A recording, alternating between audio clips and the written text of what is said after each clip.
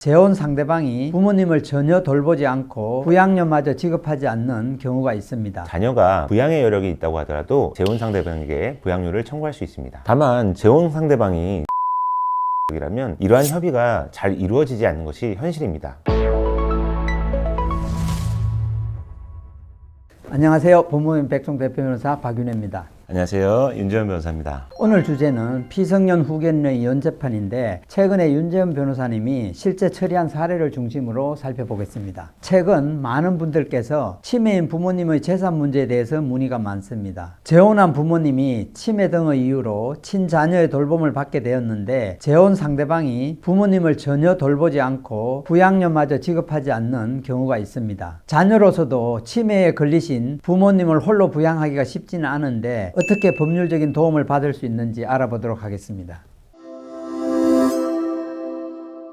먼저 치매에 걸리신 부모님을 대신해서 통장을 관리하거나 병원 진료를 받을 수 있게 할 수 있는 성년 후견 제도가 있다는데 간단히 설명해 주시기 바랍니다. 정신적, 신체적 장애가 있는 성인이 일상생활을 원활하게 영위할 수 있도록 지원하는 제도가 성년 후견 제도입니다. 가정법원은 질병, 장애, 노령, 그 밖의 사유로 인한 정신적 제약으로 사무를 처리할 능력이 지속적으로 결여된 사람에 대하여 본인, 배우자, 사촌 이내의 친족 등의 청구로 성년 후견 개시에 심판을 하게 됩니다. 즉, 정신적으로 적절한 판단을 할 수 있는 능력이 결여되어 있고 그러한 상태가 지속적인 경우에 성년 후견이 개시되게 됩니다. 부모님에 대한 성년 후견 개시 심판이 있게 되면 자녀로서는 부모님을 대신해서 통장도 관리하고 병원 진료에 대한 동의도 할 수 있게 됩니다. 두 번째로 성년 후견이 시작되면 치매에 걸리신 부모님의 모든 행위를 대리할 수 있는지요? 성년 후견이 시작되면 의료행위의 동의, 거주지 이전의 결정, 사회복지 서비스의 선택, 그리고 일반적인 재산관리에 대해서 대리권이 주어지게 됩니다. 그렇지만 아무런 감독이 없이 대리권이 주어지는 경우 남용의 위험이 높기 때문에 법원에서는 성년 후견 개시를 결정할 때 법원의 허가를 받아야 하는 행위들에 대해서도 결정을 합니다.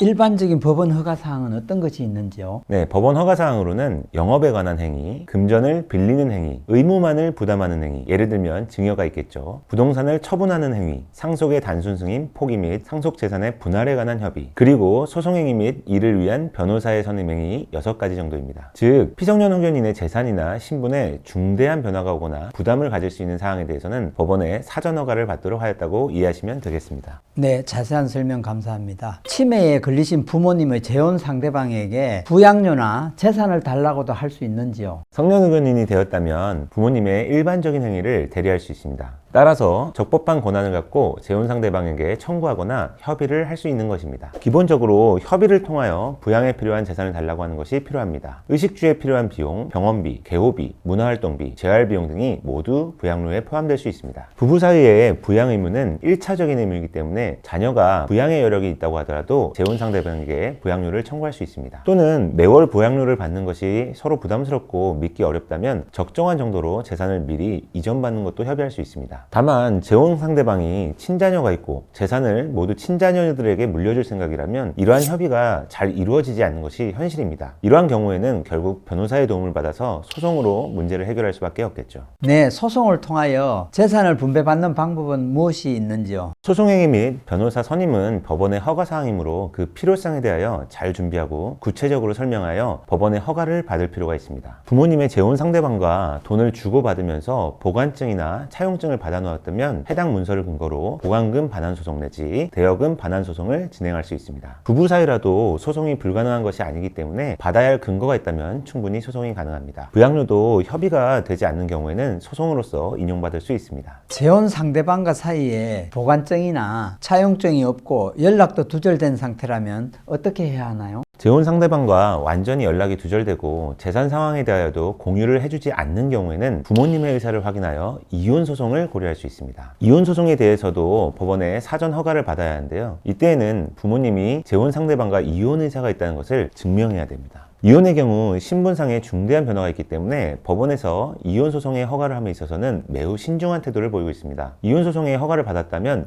재산 분할을 함께 청구할 수 있고 재혼 상대방과 혼인 기간이 10년 이상 장기간 지속되었다면 전체 재산의 상당 부분을 분배받을 수 있게 됩니다.